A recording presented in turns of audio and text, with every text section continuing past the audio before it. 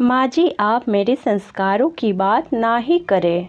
स्वाति अपनी सास से बोली। माँ जी, आज क्या बनाऊँ खाने में? माँ जी बोली, पूछ तो ऐसी रही है जैसे रोज हमसे ही पूछ कर बनाती आई है। स्वाति ने कहा, जिस दिन पापा जी मंडी जाते हैं, मंडी से एक साथ कई सब्जियां लाते हैं, तो हमेशा पूछ कर ही बनाती आई हूँ। जब आप लेती हैं तो एक ही लेती हैं, उसमें भला क्या पूछना। देखो तो कैसे जवाब देती है हर वक्त। जैसे संस्कार दिए हैं मायके वालों ने, वैसे ही तो दिखाएगी यहाँ। ना खाना बनाना आता, ना घर के काम, बस बहस करवा लो। स्वाति बोली, माँ जी, आप मेरे संस्कार की बात ना करें। मुझे भी आपसे बहस नहीं करनी। बताना हो तो बताइए, नहीं तो और भी काम है मेरे पास। बच्चे आते होंगे स्कूल से। इतना कहकर वह रसोई घर में चली गई। ये स्वाति के ससुराल में रोज होता है। उसके और विनोद के विवाह को इतने साल पूरे हो चुके हैं। 10 साल तक चूं भी नहीं किया उसने। बस सुबह से शाम तक सास ससुर देवर ननंद पति बच्चों की खातिरदारी में ही लगी रहती। देवर का अभी पिछले साल विवाह हुआ। देवरानी जी ऐसी आई कि 1 साल में ही सास से तंग आकर देवर के साथ अलग रहने लगी। उसमें भी सास को स्वाति ही बुरी लगती। माँ जी कहती, छोटी बहुरिया पढ़ी लिखी है, नौकरी करती है वहाँ, इसलिए चली गई घर से। कभी उसकी बुराई नहीं की, क्योंकि वो दहेज में स्वाति से दुगने पैसे जो लेकर आई थी। ऊपर से उसके पिता, बड़े भाई, छोटे भाई सभी सरकारी पद पर ऊंचे ओहदे पर थे। आते तो हमेशा खूब सामान देकर जाते माँ जी को, और कहकर जाते, माँ जी, हमारी बेटी नाजुक है, इससे घर का काम नहीं होता, कहिए तो हम लगवा दें नौकरानी। दूसरी तरफ बेचारी स्वाति गरीब परिवार से, पिताजी किसान, एक भाई वो भी मानसिक रूप से ठीक नहीं था। इस वजह से बेचारी को हमेशा ताने सुनने पड़ते। जब विवाह करके आई तो विनोद ने साफ कह दिया, मेरे छोटे भाई बहन अब तुम्हारे बच्चे जैसे हैं, इनके विवाह तक सारी जिम्मेदारी हमें ही निभानी है। स्वाति भी मनोज की बातों पर खड़ी उतरी। अपने बच्चों से भी ज़्यादा प्यार उसने देवर और ननंद को दिया। बच्चे भी उसके विवाह के 8 साल बाद हुए, क्योंकि विनोद को लगता था कहीं मेरे भाई बहन की तरफ स्वाति का ध्यान कम ना हो जाए। वैसे तो विनोद स्वाति को बहुत प्यार करता था। उसी के सहारे वो माँ जी की करेले से भी कड़वी बातों को शहद की तरह घोलकर पीती रही। 1 साल पहले ननंद कुसुम भी घर से विदा हो गई, पर अब स्वाति जवाब देने लगी थी। अब वो भी अपने शरीर मस्तिष्क को आराम देना चाहती थी। हर वक्त कितना सहे। स्वाति ने एक बात समझ ली थी कि आप जितना जुल्म सहोगे, लोग उतना ही आप पर जुल्म करेंगे। जिस दिन आपने आवाज़ उठाई, उस दिन से कुछ कम हो जाएंगे। स्वाति खाना बना रही होती है और अपनी सोचों में गुम थी। तभी अचानक दरवाजे की घंटी बजती है।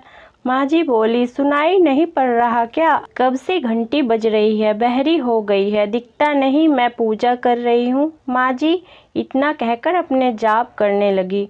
स्वाति दौड़ती हुई आई और दरवाज़ा खोला। अरे कुसुम, आप इस समय? सब ठीक तो है ना? कुसुम गुस्से में, अरे भाभी, अंदर भी आने दोगी या सब बाहर ही पूछ लोगी? वह रोती हुई चिढ़कर बोली।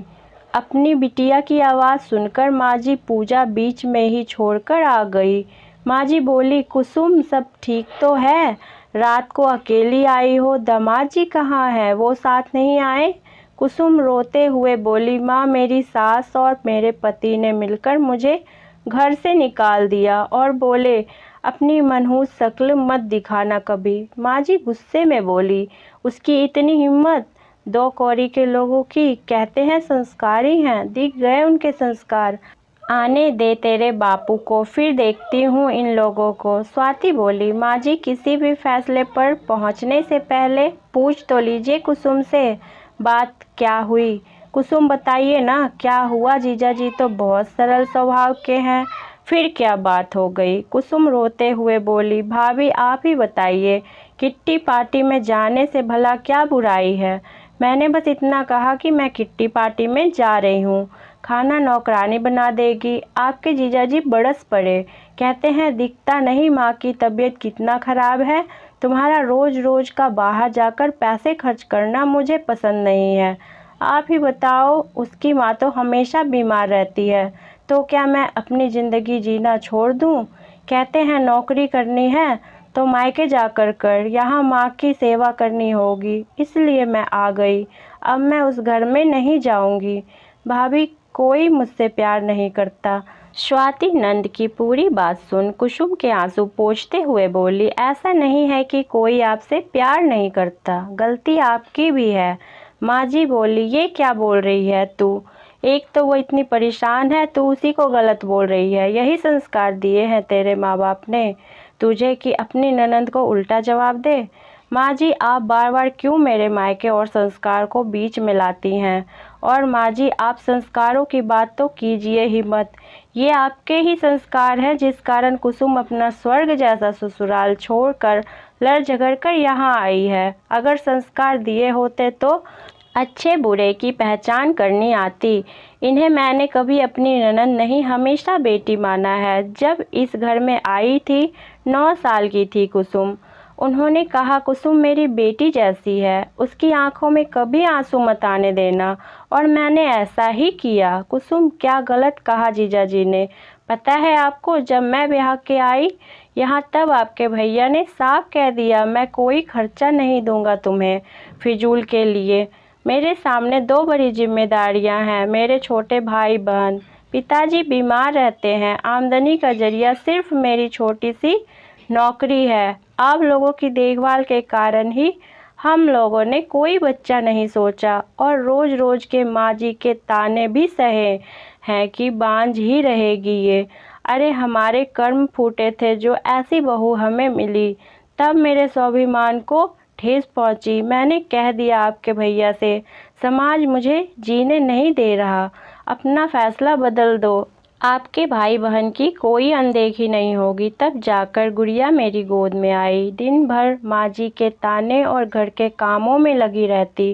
शायद ही कभी मैंने बाजार का रुख किया हो, मन मार कर रह जाती। अगर मैं भी आपकी तरह घर छोड़कर चली जाती तो क्या जो स्थिति इस घर की है वो होती?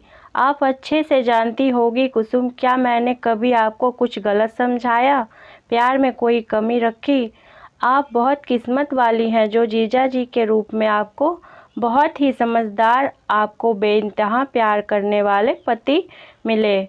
आप यहाँ झगड़ा करके तो आ गई, पर वहाँ जीजा जी का क्या हाल हो रहा है क्या आप जानती हैं? आपके घर से निकलते ही दौड़ते हुए आपके पीछे आए, पर तब तक आप गाड़ी से निकल चुकी थी। बता रहे थे स्वाति भाभी, कुसुम शायद आपके पास आ रही है, बहुत गुस्से में है, उससे कुछ मत पूछिएगा, वैसे ही बहुत परेशान है, गलती मेरी ही है। अपनी प्यारी सी पत्नी की छोटी छोटी ख्वाहिशें भी पूरी नहीं कर पाता, बहुत असफल इंसान हूँ मैं। बस माँ को खाना खिलाकर दवाई देकर आता हूँ कुसुम को लेने। कुसुम, क्या भाभी, क्या आप सच कह रही हैं? उन्होंने आपको पहले ही बता दिया था? मेरी कोई बुराई, कोई गलती नहीं बताई, फिर आपने बताने में इतनी देर क्यों की? स्वाति बोली, मैं बस आपको समझाना चाहती थी कि रिश्ते ख़त्म करना बहुत आसान है, पर उन्हें संजोकर रखना बहुत मुश्किल। तो क्या फ़ैसला किया है आपने? कमरे में सामान रखवा दूँ आपका? आराम से यहीं रहिए, किट्टी पार्टी कीजिए। क्यों शर्मिंदा कर रही हैं भाभी? मुझे अपनी गलती का एहसास हो गया है। मैं भी कितनी नासमझ हूँ, अपने पति को ही नहीं समझ पाई। आप नहीं होती तो शायद आज मैं अपने घमंड के आगे अपना सबसे अनमोल रिश्ता खो देती। थैंक यू सो मच भाभी, आप दुनिया की बेस्ट भाभी हो। मैं अब कोई गलती नहीं करूँगी, आपकी तरह अपनी सारी जिम्मेदारियों को बखूबी निभाऊंगी। स्वाति बोली, ये हुई ना बात। वो देखिए आपको कैसे निहार रहे हैं जीजाजी गेट पर खड़े। तब तक विनोद और उसके पिताजी आ गए। पिताजी बोले, अरे ये क्या हो रहा है? दामाद जी आए और तुरंत चल दिए। माँ जी, कुछ नहीं, बस आज कुछ रिश्ते पक्के हो चुके हैं। किसी के संस्कारों ने आज एक घर बर्बाद होने से बचा लिया। माँ जी आज स्वाति को पूर्ण रूप से अपना चुकी थी। दोनों सास बहू एक दूसरे से लिपटकर सालों के अपने रिश्ते को प्रेम रूपी माला में पिरो चुकी थी। माँ जी के मुंह से बस इतना निकला, हे ऊपर वाले, मेरी स्वाति जैसी बहू सबको देना। स्वाति भी अपनी सास को निहारती रह गई। जिस प्यार के लिए वो बरसों से तरसती आई थी, आज वो उसकी झोली में था। स्वाति ने नामुमकिन को मुमकिन कर दिया। आज स्वाति बहुत खुश थी। दोस्तों, कहानी आपको कैसी लगी मुझे कमेंट में ज़रूर लिखें और अच्छी लगे तो इसे लाइक शेयर करना ना भूलें। मेरे चैनल पर नए हैं तो मेरे चैनल कहानी संसार को सब्सक्राइब कर ले। धन्यवाद।